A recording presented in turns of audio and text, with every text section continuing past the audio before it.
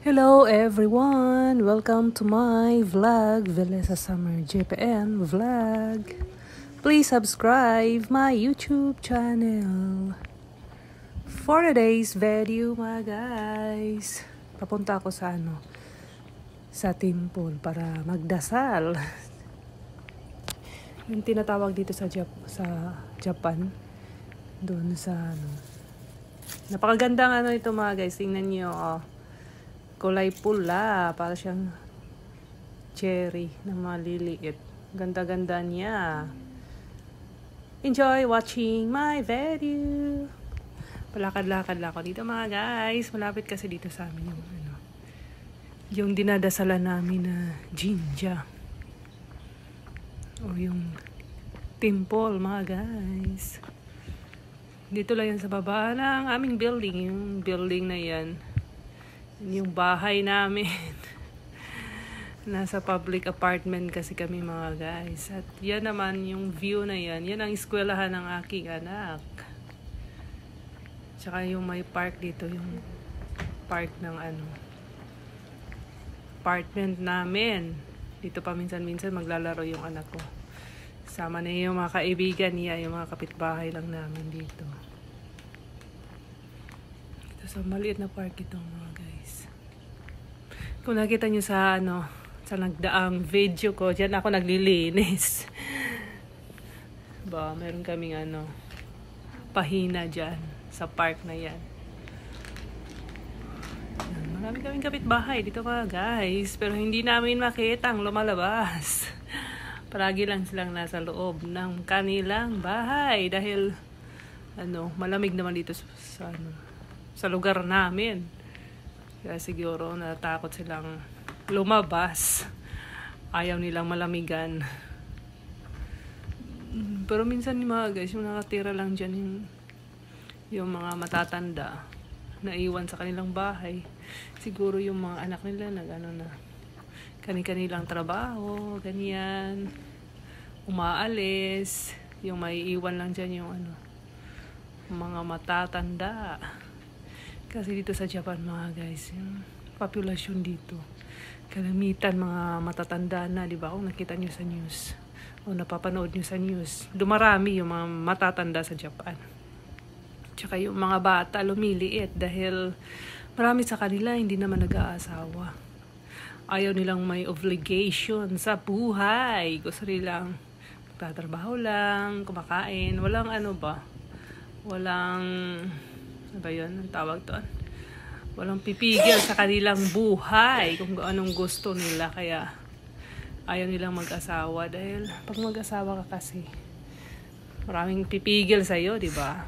Habang naghanap buhay ka, kailangan pang alagaan yung mga anak mo, ginagastusan mo. So, ganyan. Kung itong bakod na ito mga guys, o yung bakod ng eskwelahan, ito yung pinintahan namin dati. Yung nagpahina din kami sa eskwelahan, yung naglilinis kami. Pinintala namin ng blue. Kulay blue. Yung isang daanan na yun yung papuntang papunta yung may malaking highway ba sa amin. Dito ako dadaan. Papunta ako ng temple mga guys. Dahil pag New Year naman, maraming pumupunta doon para magdasal, diba? Yung ginaganap kasi yung pag-wish ba, mag-wish ka sa kung anong gusto mo sa taong ito. Yan, dasal ka dyan sa temple. Mayayaman itong mga kapitbahay namin mga guys. Hindi. Para sa atin sa Pilipinas, di ba? May malaking bahay, tapos may sasakyan, mayaman na yan sa atin, di ba? Pero dito sa Japan, ordinaryong tao lang yan mga guys. Ordinaryong manggagawa lang mga yan.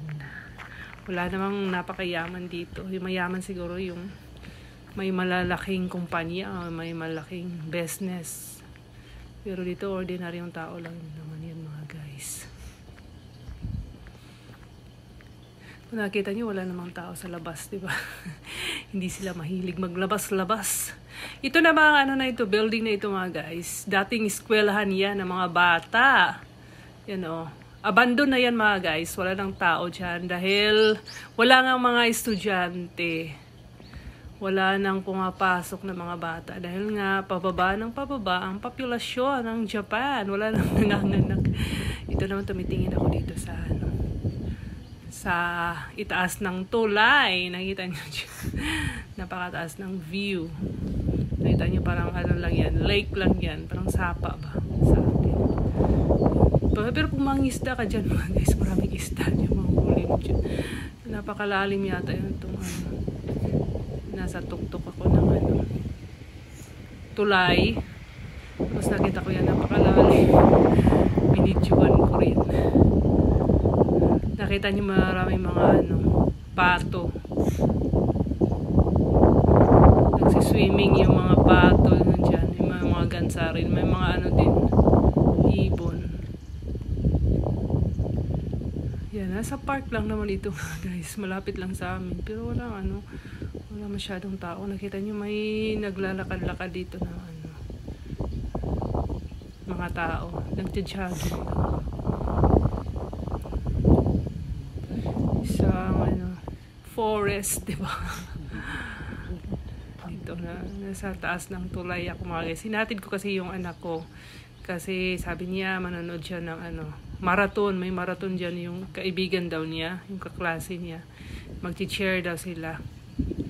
Kaya hinatid ko siya dito. Tapos susunduin ko siya mamaya pagkatapos ng marathon. Yan, kumukuha lang ako ng video. Marami kasing gansa ba? O yung duck. Naliligo. Maliliit na sila mga guys. Hindi mo sila masyadong makikita dahil malalim. Nasa malalim.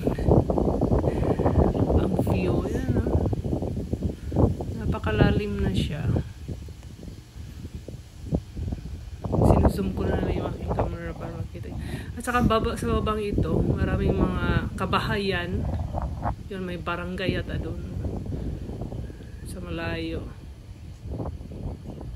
Yung dumadaan kami diyan kanina. Sa barangay na yan. Guys, so. Dito namang lugar na ito, walang kabahay-bahay. Puro siya ng forest. Lasang siya na lasang. Yan, nasa tuktok kasi ng bundok yung mga bata dyan. Kasi may palaruan dyan pa. Sa itaas. Marami dito na ginaganap lang kanilang marathon.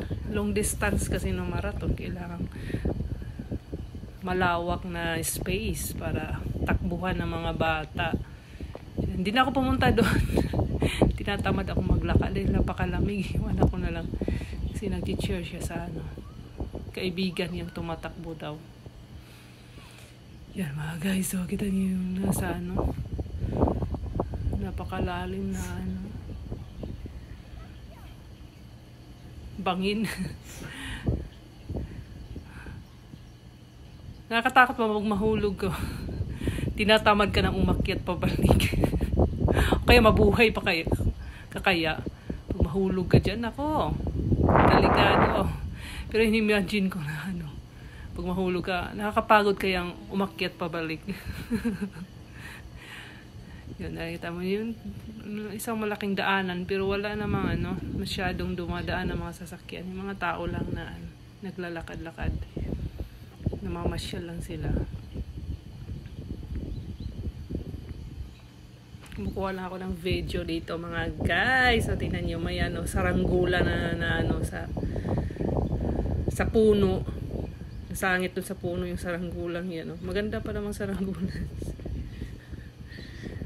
Siguro pinapalipad yun. Tapos kumakawala. Kaya nasabit sa puno. Yan mga guys. So, nasa tuktok tayo ng bundok mga guys. Pag nandito ka sa tuktok ng bundok, simentado pa rin yung mga daanan dito. Wala ka namang makita putik. Puro nakasiminto. Mahilig kasi silang magsiminto mga guys. Kahit nasa tuktok na ng bundok ba. Pero yung daanan nakasiminto. Naka-espalto. Hindi maputikan yung sapatos mo. Diyan lang ako nakapark sa malapit na yan. Hinatid ko lang yung anak ko. Tapos mamayang hapon susunduin ko siya ulit.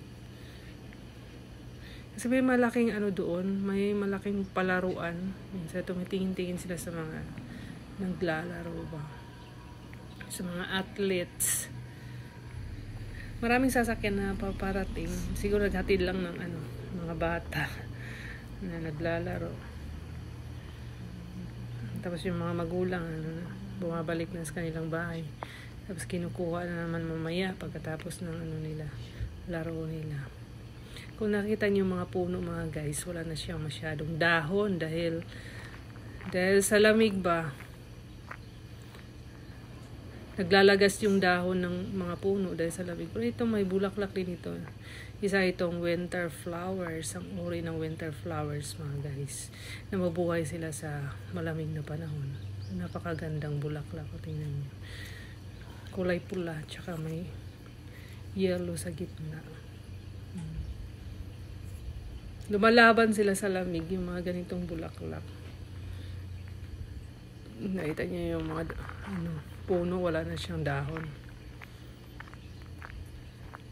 May mga puno kasi na namamatay sila pag malamig na panahon, pero may mga iba rin naman namumulaklak. Dahil iba't ibang klima dito sa Japan. May tag-init, may taglamig. Mayroon din palaging umuulan. Maganda sa Pilipinas, steady lang yung di ba? Klima. Steady lang yung mainit. Umuulan, di ba? Dito pa bago-bagong panahon mga guys. Pag taglamig din, napakalamig din ang panahon.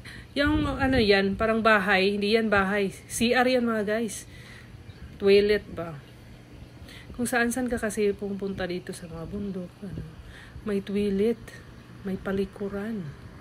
Hindi nila hinayaan yung mga taong saan-saan tumingil, mag-ihi or magdumi. Kaya kahit nasa tuktok ka ng bundok, may mga ganyan, makita mong ganyang bahay. Tapos may marka siya na toilet yan. Palikuran. Pag pumasok ka sa toilet na yan, kumpleto din yan mga guys. May tubig, may na sabon, tsaka may may tissue paper. Kumpleto yan, nilalagyan ng Ito na ako sa temple mga guys. Magdasal ako.